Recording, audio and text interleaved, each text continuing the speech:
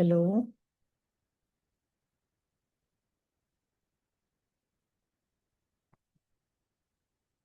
If you guys want to open your cameras and say hi, because I'm not sure if you can hear me. Yeah, I can hear you. Yeah, okay, cool. And can you see my screen sharing? I can. Ah, perfect. Thank you.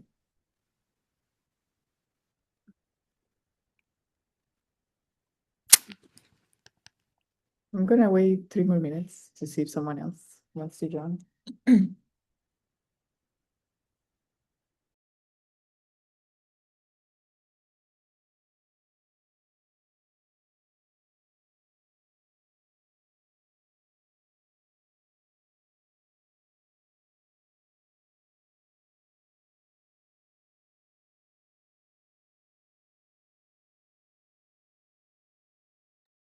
Hi, Luciana.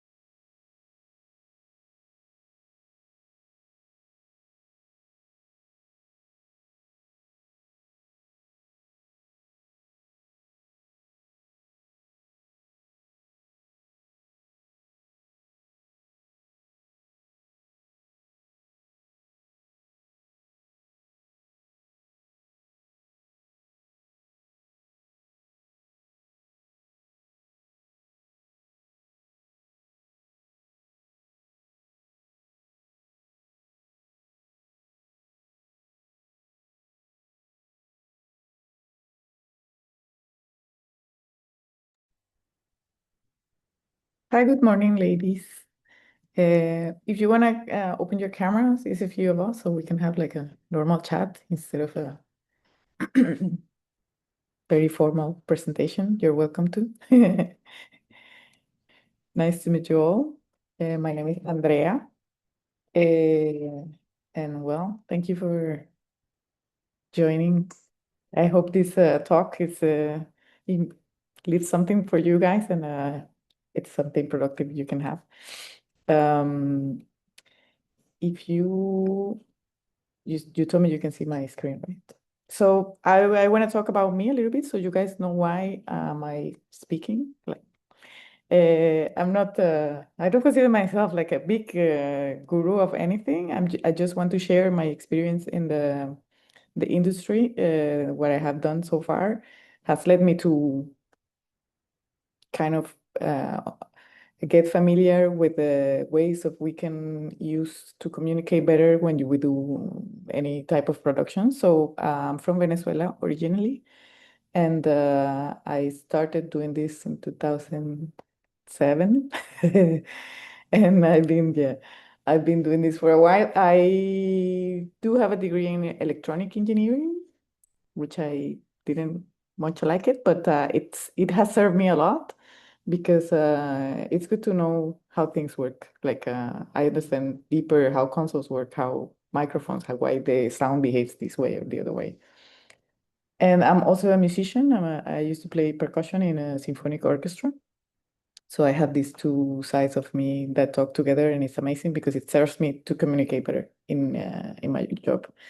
And from there, I have worked with symphonic orchestras, recording symphonic orchestras, doing PA for symphonic orchestras, doing Cirque du Soleil. I have done a couple shows touring in tents. I'm doing now a theater that Friday was the premiere for a new show of Cirque du Soleil in Mexico. I'm doing this job now. I'm the head of the sound department, and yeah, I've done a little bit of everything. I also have done recording studios and mixing albums, mastering, podcasting, editing, sound designing for movies. So the only thing I haven't done yet, it's broadcast in production in TVs, but I would like to maybe do that soon, one day. So from there, I have gained a lot of different perspectives of different environments because for sure working for Cirque du Soleil, for example, is not the same as working for a recording with a symphonic orchestra or I don't know, doing a live event in Dubai for corporate company who needs something, right? So despite the fact that they are different environments, I do find some specific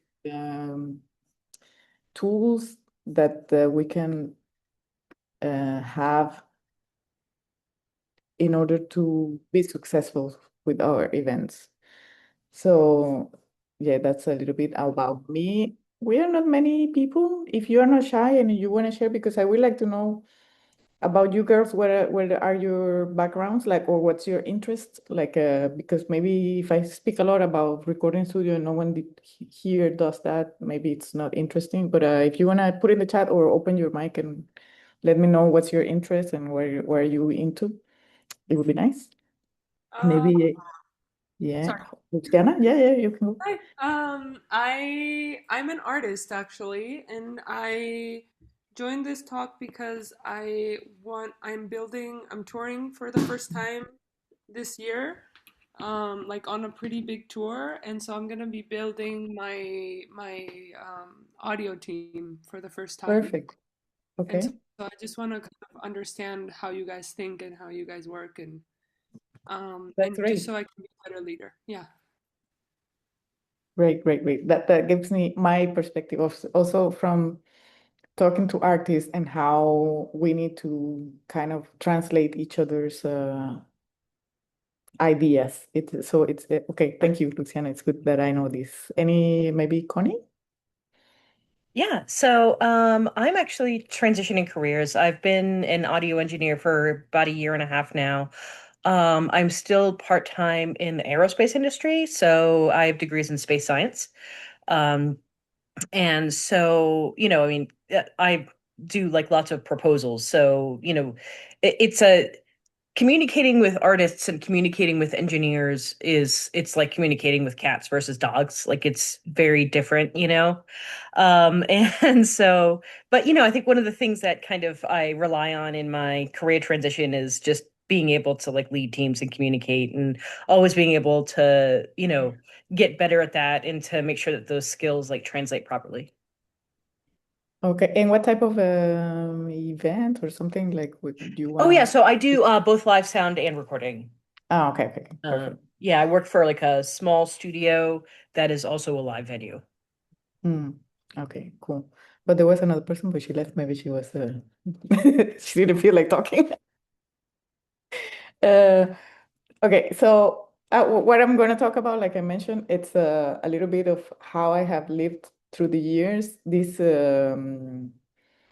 madness of communicating during event, because someone joined.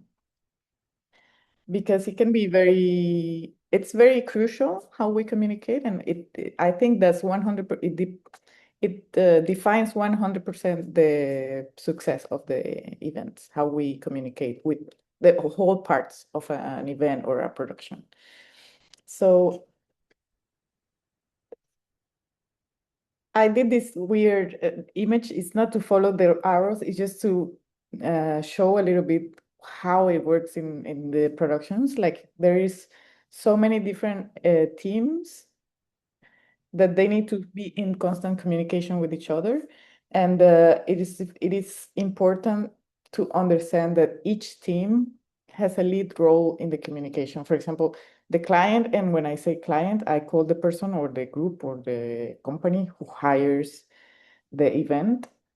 Sometimes the client and the artist are the same person, but sometimes they're not. So the client, the artist, the production team, the technical team, and I put aside the stage manager because I think those five. I also put an operations team when it's maybe an event with I don't know, catering and food and guest experience. They are also part of this net, and each one of them have their own needs, and each one of them need to successfully talk to the other team or to the other part of the event. Like the way a client communicates the needs to the production team or to the artistic team or to the guests needs to be very clear, and it's very different to the way a stage manager communicates to the technical team, and it's a bridge between the artist and the technical team. At the same time, how I don't know, the production team can communicate to the artist or to the technicians their needs. So I tried to put the ideas very organized, and then I noticed I couldn't because there is too many. Everything is correlated too much, and it's very hard to separate. So as I mentioned, I identified using this table on the left. It's like the main actors involved in a production. And when I did this, I thought in most of my experiences, like if you're in a recording studio, you do have a client. Sometimes the client is the same artist, sometimes it is not. Sometimes the client is the producer, like the executive producer, but not the musical producer. And sometimes it's the artist itself. Sometimes it's the musical producer is your client. But if you are in a live event environment, you have a production team who is usually in contact with this client, which is separate to the technical team. And again, I separated the stage manager because for me, stage managers have a crucial role in the communication between the production team and the technical team. Um, so for me, these are the main actors. Maybe I'm missing people probably because of so many different type of events that which you can have. Um, like I mentioned in the other slide, there is also the operations team. Like that could be waiters, catering, guest experience, ushers, everything that they are also part of this communication strategy that we should consider. but it's a little less technical, no? See, however, we need to consider them. So for me, there are major four steps during each production, which is the pre-production, the preset or the set of the event we're doing, the event itself, and then the offset of the event. So during these stages, it needs to be very clear for each department or with each actor, like I mentioned, what's the direction of the event, what are the roles of each actor, technical language that you're going to use, who is the decision maker, what are the measurement, the things to measure to ensure the wherever you were aiming to is being successfully achieved. What is the communications path, etc. For example, so if we go to the pre-production moment, it is fundamental from the client, and I think this is the first step. There is a production team and a client. The production team needs to use the best of the resources to understand the client needs, from the very minimal details until the maximal detail. Let's say, oh, I want to have a concert. Aha, what concert? Like there are so many steps that the production team needs to clarify with the client. In the technical aspect that we are interested, or that's our main topic, in the audio specifically, or the video or sound video communication area, it is very important that the production team gets from the client the specific needs. Most of the time, people forget silly things like, oh, we're going to have a speech and no one said about it. Oh, they want to have last minute always recording for the video cameraman. Oh, last minutes always they want to have a playback for the music that the grandma of the owner has a special. So all these requirements, they look silly, but for the audio team, it's very important to be prepared for. And that means the production team, for me, it's the main actor who needs to get as much as possible and accurate the information from the client. Because the production team, like the word says, they are production, they are not technical. Sometimes they miss a lot of these steps. That's when the technical team needs to have a very clear path of communication with the production. Usually there is a technical director if it's a big event. If not, there is a kind of a breach between the stage managers and the audio department, let's say. Sorry, my phone is beeping. And so the production team, the technical director needs to always ensure to get from the production team all this information I'm talking about. Sometimes because the production team is not familiar, it is the 100% responsibility of the technical director that the technical team gets all the information.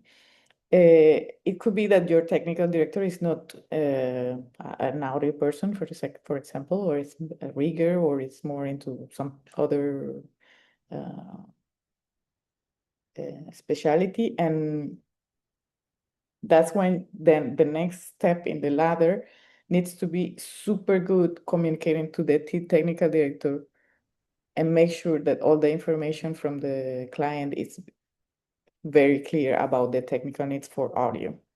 I don't know if that makes sense. And if you have questions and you want to talk or you want to write in the chat, I'm reading. So I think that's the first step of pre-production. It is always very important to make sure also that the client understands the technical needs. Because yes, you ask me, you need this setup with how many speakers or microphones or blah, blah. And then it's the responsibility of the technical team. If there is a head of the sound department, let's say, or the TD together, they need to let the client and the production team understand what are our needs in terms of time of setup, requirements of, I don't know, labor, how many people we need to set up this in place in this amount of hours. specify very well, I need this amount of hours to set up the stage, to set up the cabling, to set up the PA, to set up the sound check. Sound check time is usually very overseen by most people because they don't, uh, I would say they don't understand quite well what sound check means. And it is very, very common. I have faced it very, very a lot of times that they don't think about the time the technical team Get to know a needs. person, get to have that relationship, and you. But sometimes I just know by the way they walk on stage and like, oh no, something's not quite right. You could think. Sorry.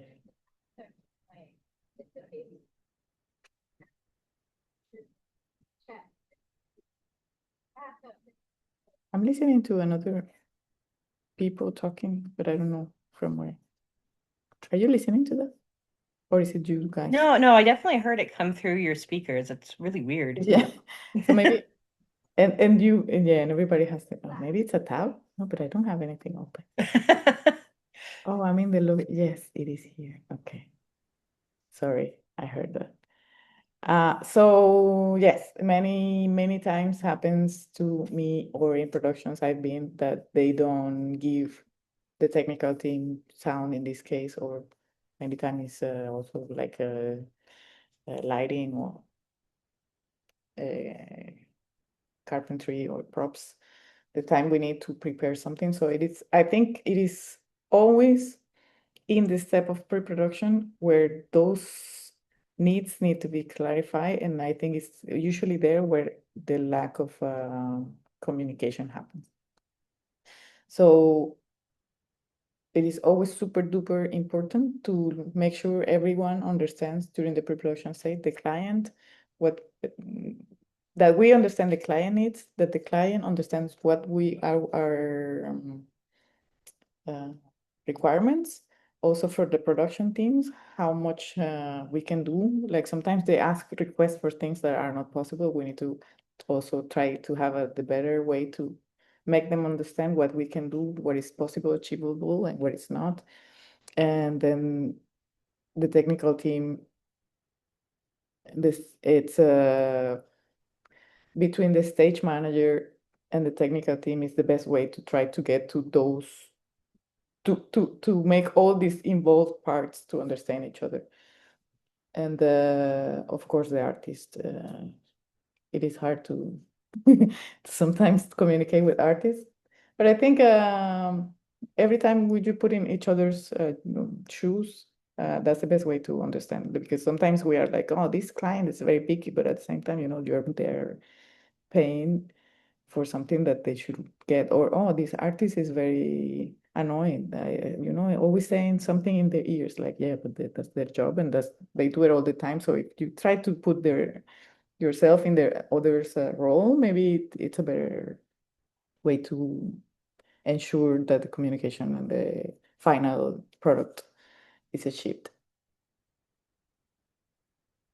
Then during the preset time, uh, there should always be a previous meeting in between all the involved parts.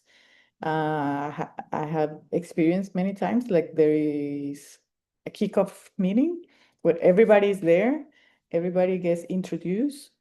If there is a external team to help the technical or wherever, everybody knows who roles it is. This is the technical manager, this is the stage manager, this is the head of department for lighting, for sound, for props, for rigging in case there is rigging. And in this kickoff technical meeting, we always try to uh, identify each other, establish what are the goals of the day.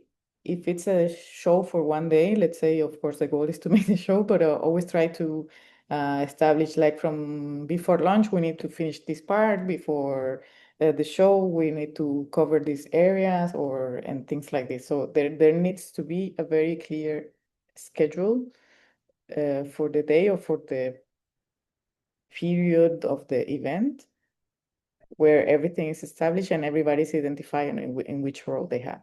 Because sometimes I don't care if I speak with I don't know, the person in charge of safety, but I know who he is in case I need something. Maybe I will go communicate with him.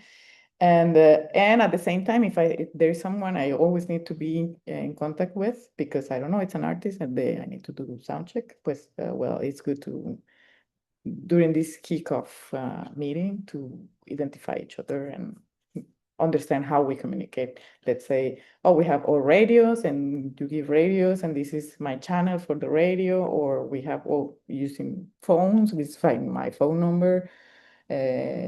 Usually in these kickoff meetings, there is also an explanation about what to do in case of an emergency exits, procedures in case of an accident or any how you call this, any fatal victim, something. It's usually part of these kickoff meetings.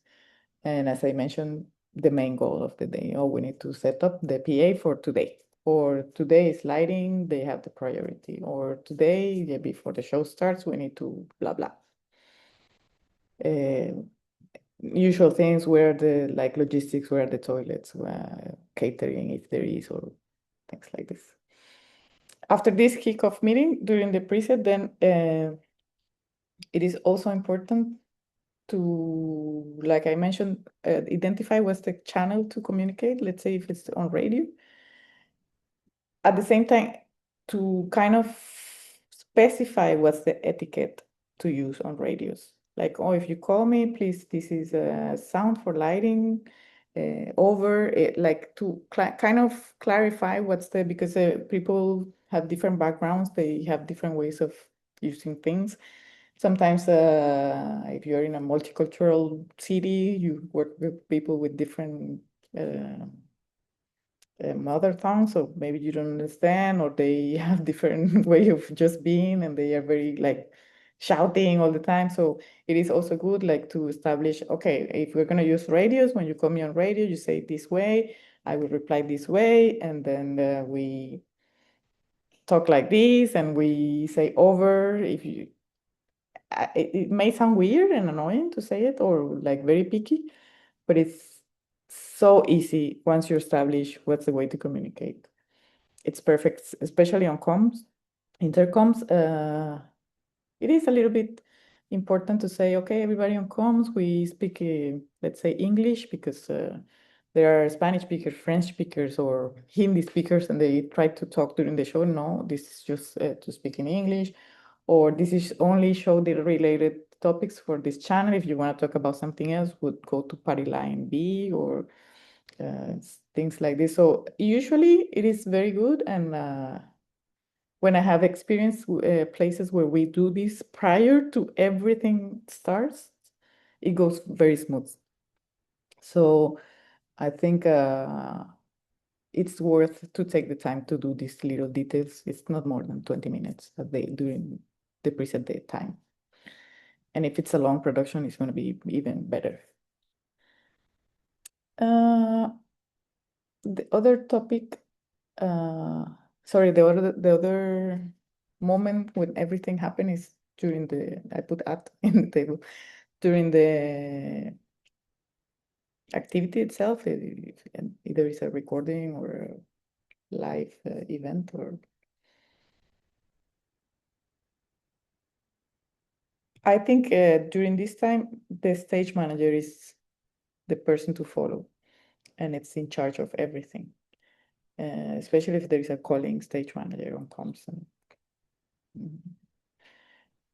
I know in recording studio, the environment can be different. There is no such a thing as a stage manager. I guess in this case, if it's a recording, it would be the recording engineer who leads the activity. But whoever the person is, I think everybody needs to be very clear that during the event or the activity, everybody needs to pay attention and to follow this person. And this needs to be clarified always prior to it happens. because sometimes people get confused, they get excited, they are anxious during if there is an issue during the event, the show, the recording, whatever, and they panic and they start having issues in their communication, and then it makes it worse. So the clearer and the concise the communication is during an event, especially because as a technicians, our priority is to make sure if something happens, we can solve it very fast and smoothly, the smoothest way possible. It's more about that than actually making the show happen. So it is super important for me and from my perspective that the person in charge during the event needs to be very well identified. He needs to be every procedure or path to follow if in case there is something happen needs to be very clear identified also prior to the event, and there needs to be like a guidance to follow and not fight of egos or a fight of opinions in case something needs to be really uh, addressed.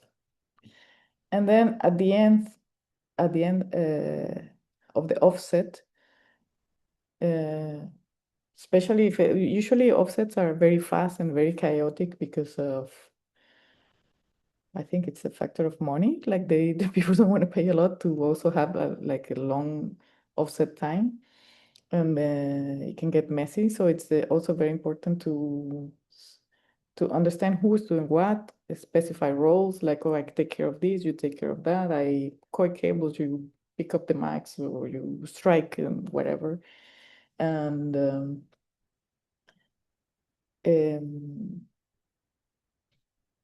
also, I think it's important to have like a end of session meeting with the trying to understand what happened, if there is another way to do it better, if it was something perfect, recognize and acknowledge everyone, and then or write down things that could work for a future event, if it's the same or even if it's another one, and take that as a learning curve. Any comments so far? Yeah, this is great. Thanks. Yeah, okay. Good. Because I don't know if I'm just, for me, it's a lot of common sense, but until you don't live it, you don't understand, like, oh, yeah, it should have been like this in every other gig I've done. And it's the first time I do it. And now it's like so clear. Well, so So, so for me, like I work at a really small venue, so I am generally just communicating in my own brain because I do all of these things. So correct. it's like how would I, kind of like divvy all this stuff out? Hmm.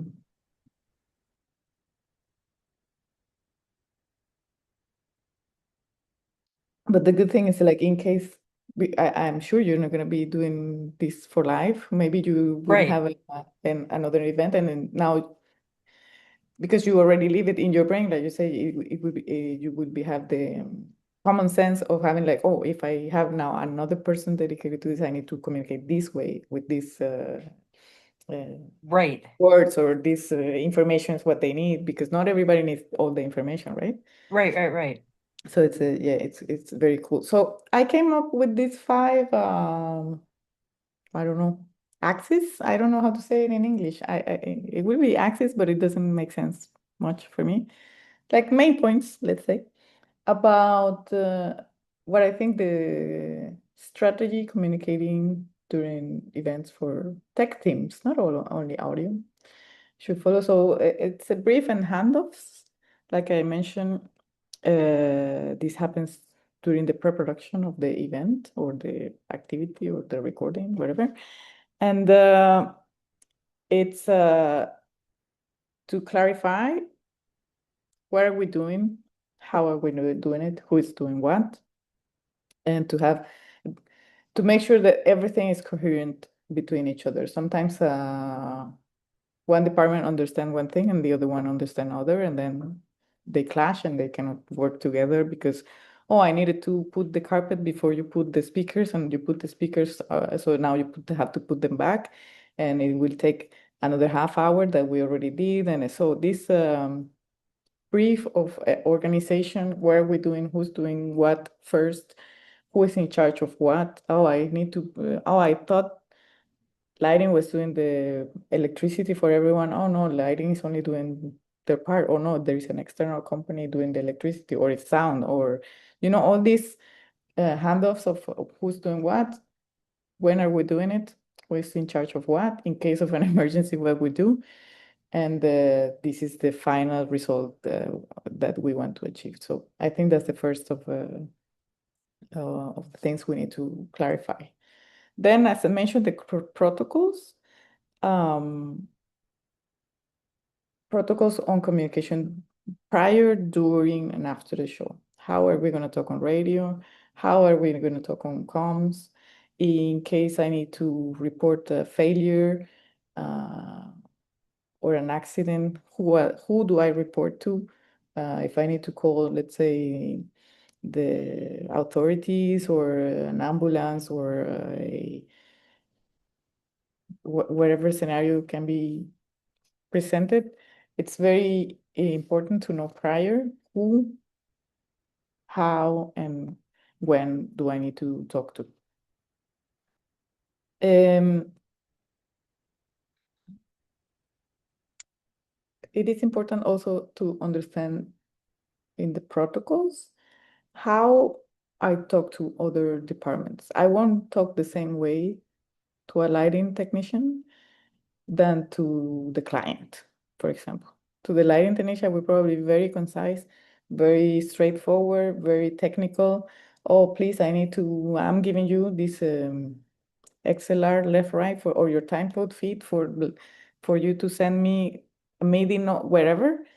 And if the client is asking me, oh, why the lighting is not working, I'm not gonna start talking to the client. Because I pass him I run a 20 meters XLR cable to give him an OSC signal so he could trigger. No, the client probably busy and he wouldn't care. So it is important to understand how you talk to who, so they can understand what your point is. Especially if you want to achieve something out of it, like, oh, I need 30 minutes more of sound check. How do I tell the client I need 30 minutes more without giving him all this technical explanation that is my justification for sure, but that kind of how to persuade the person depending of the role.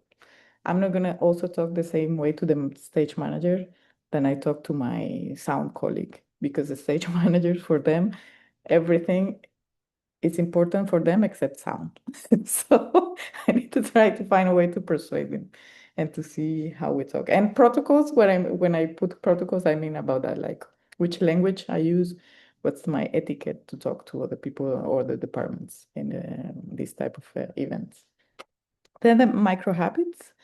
Um, it's little bit about same, like what things do I do always to make things very efficient.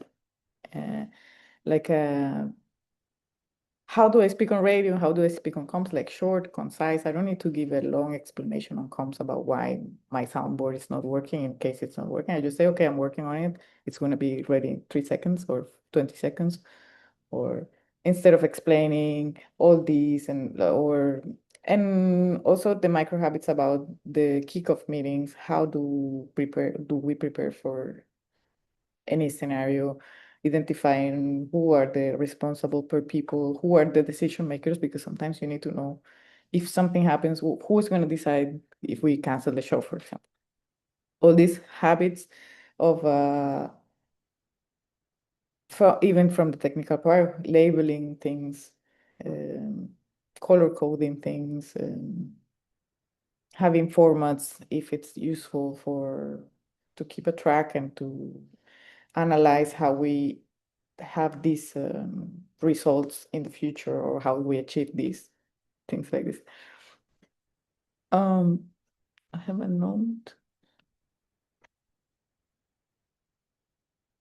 The post-mortem brief. I think it's very important every time you have an event, especially if it's one that is going to happen again the same way, to have a very brief end of activities session not to identify who's to blame to do something or why this happened. It's more like, okay, this happened. How did we solve it? We couldn't solve it. How will we solve it in the future? And what can we do better? And yeah, what and acknowledge, oh, this was great. Let's keep it like this. It's not like, oh, you did this, you didn't tell me. It's more like concise, specific. This wasn't achieved. How we fix it?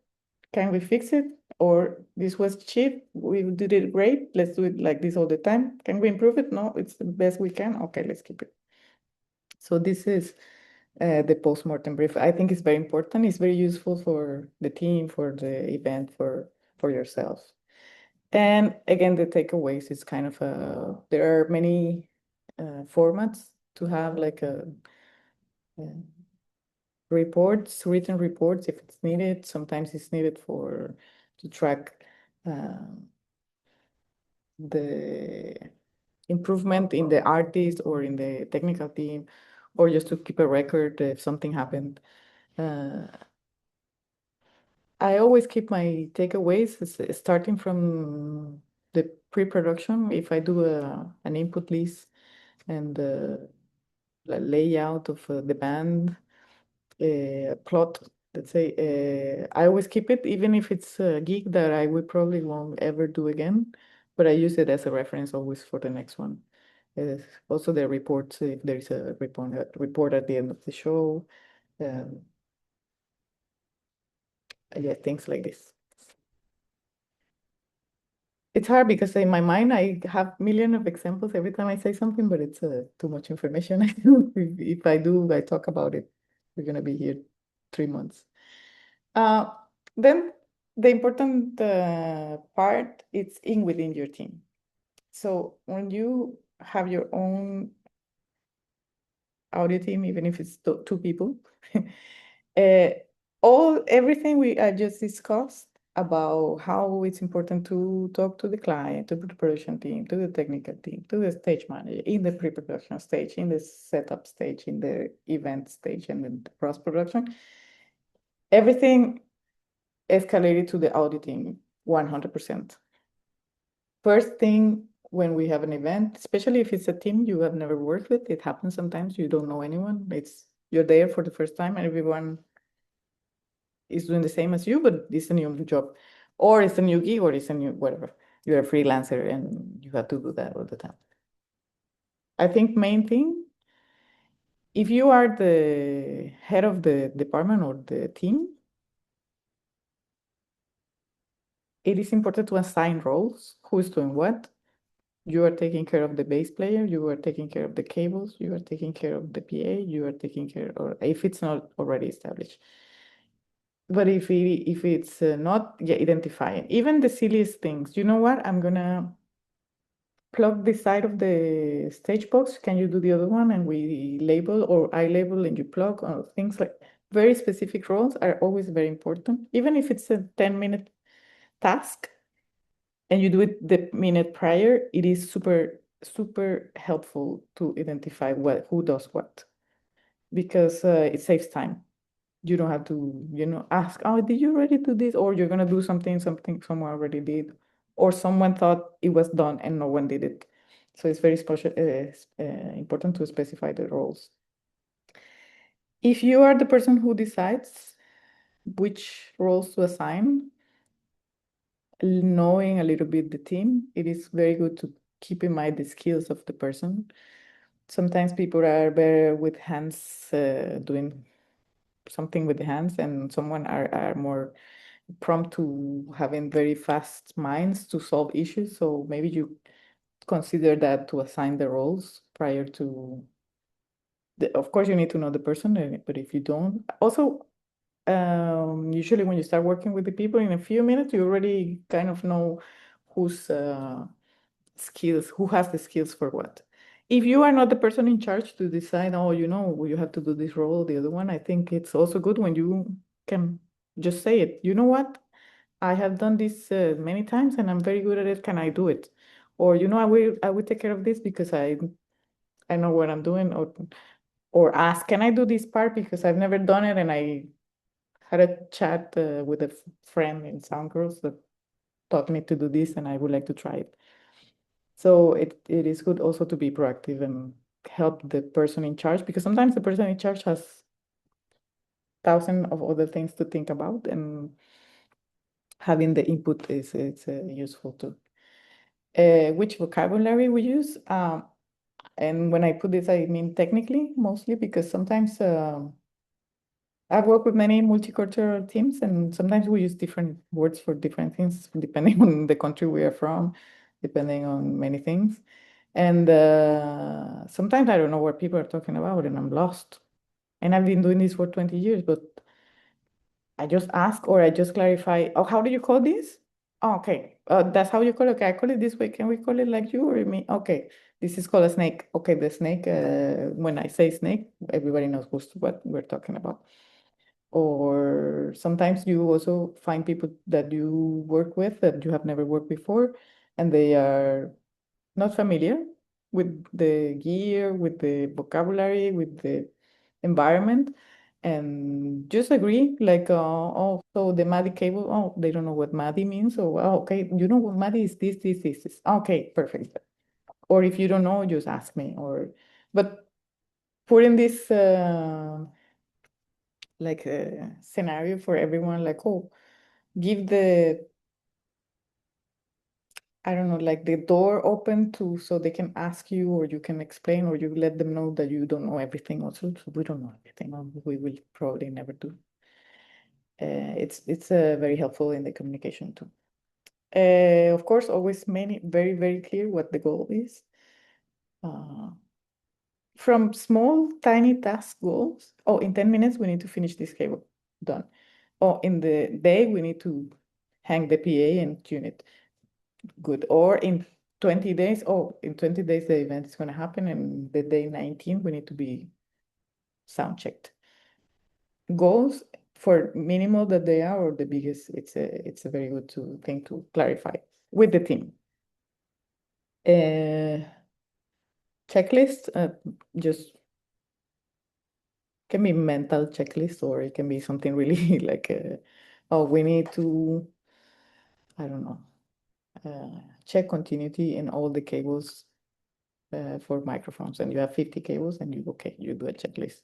Things like this, or things like, I don't know, I pack my whole suitcase with the tools for to use in the sound check. Okay, checklist. And tools, when I put tools, I meant both type of tools, like a physical hardware tools, like whatever you need to have. But I mostly meant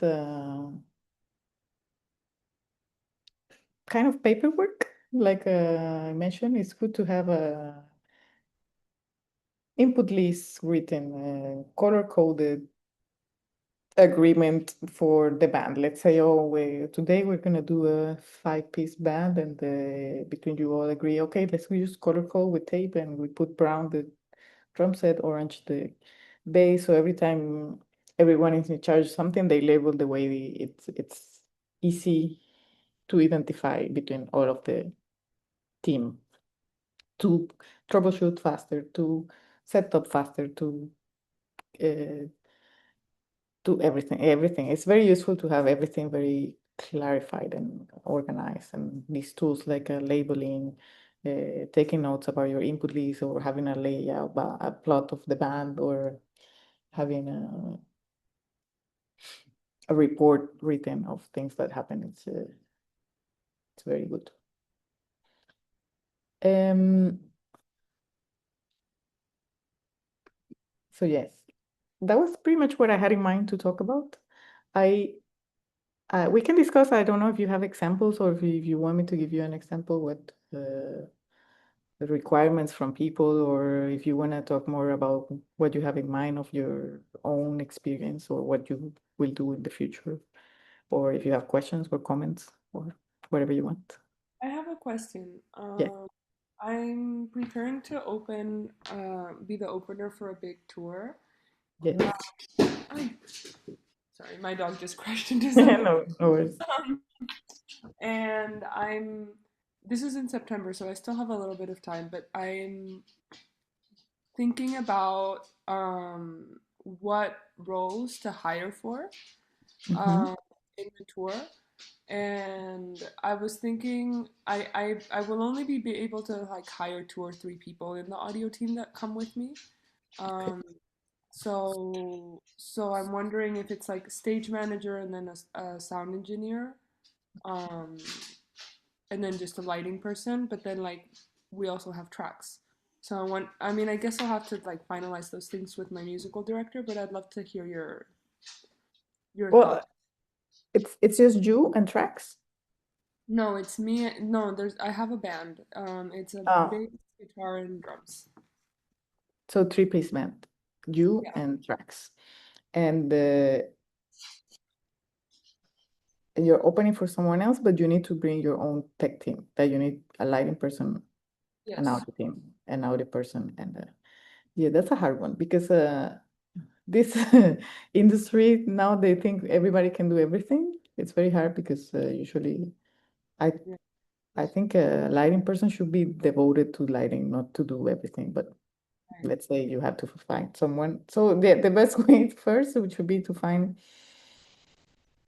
a multitasking person yeah, that can do the three things. Yeah, I that's mean, how that's how. obviously, the main act provides some resources. I think the Yeah, main is for my team is to be able to communicate really well with the main acts team. yeah, yeah. The thing is that your sound person needs to also kind of do, no, it should be the stage manager, the backline, I guess, right? Mhm.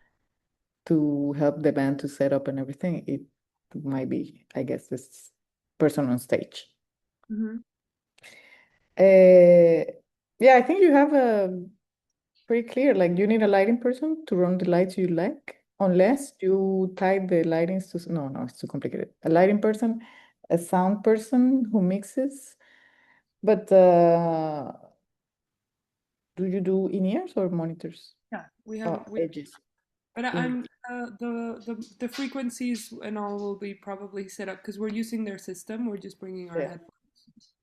And So they have one on like a monitor engineer and a recording engineer, front of house, or only one engineer to do both? I think they have both. I'm not sure yet, but I Because know so- we will be using their monitoring system. sometimes it happens that they can help you with the monitor engineering person or the front of house. So if you hire one, you use the one person for Oh, what you feel less confident about. Let's say you are very uh, cautious about your monitoring and you prefer the person you hire to do your monitoring system, then you can ask the main band, how can the person you have do the front of house or backwards? yeah. Because for the same sound person to do both is quite a lot, No, no. especially. Like it's an arena tour. It's like not. No, no, no, no. Okay, okay. So it's a big Oh, gig. yes, it's a big gig. Yeah. Okay. But Yeah. uh, but uh, but at the same time, maybe you could ask them if the monitor person of them can do your monitors and your sound guy does Yeah, the yeah. They front of house. already we're even using their in-ear systems. So they'll take care of the monitoring. Ah, Um, perfect. just have to bring our headphones. Pretty much. Okay, okay. Yes. I think I just want to make sure that like my front of house is good because I want I don't want to be it's my first time opening something this big and I don't want to be in a Mm, situation where you're uncomfortable. yeah and I Yeah, just I want to sound good and I want to make sure that I good. sound good and that's really well taken care of by my people. Nice. Yeah. But I think you have it figured out. At the person on stage, I think would be important too, because you can address someone like you really, really, who really understands your requests, Yeah. right? Like just not a random stage manager, probably Mm, someone related in the music industry, and if they're a musician, it's better. Or a sound person, better. mm, So yeah, I think you're good with those three person yeah. people. And like I mentioned, make sure they give you the space to sound check Mm, because sometimes it's everything in a rush. You don't have time. so that you can feel comfortable about it, and that the person you get for sound is familiar with the gear. Yeah. Like I don't know if you already have specifications of which console they're taking on tour, if it's they travel with the console or everywhere where they go they need a new one, and or they get what they have. Like to clarify this for the sound person is very good too, because improvising with the gear sometimes leads to also issues with the sound, and it's not that person is not good, it's just that every time it's like you get a new, I don't know, a new computer with a new password and every time you're gonna go to work and you don't know how to use it. So of course it's a workflow that is kind of similar, but if you have never used a console, it can make it harder. Yeah, for sure. So yeah.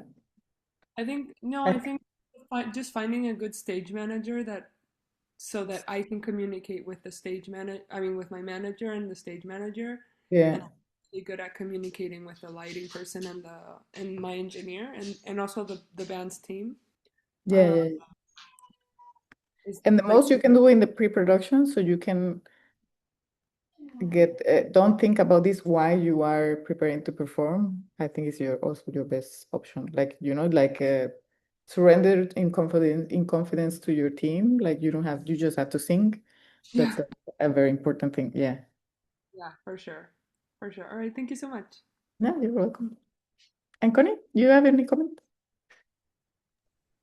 Um, no, I'm just kind of absorbing. Um, so like in my job, so like I run live sound and I do recording, and so when I'm running live sound, I am the stage manager and the engineer and the monitor engineer and Yeah, everything. that is not Yeah, great, but I guess you have to do it. but yeah. So, but this has been really interesting. Thank you so much. You're welcome. Well, I hope it was interesting. And Yeah. if any, just what my website is, my name, Okay. Andrea Arenas, and my Instagram. If you need to send me, my email is in the website. Anything, Okay. I'm very approachable. So if any questions or comments, Awesome. Thank you so much. thank you, and have a good rest of the day. Thanks, you too. Bye-bye. Bye.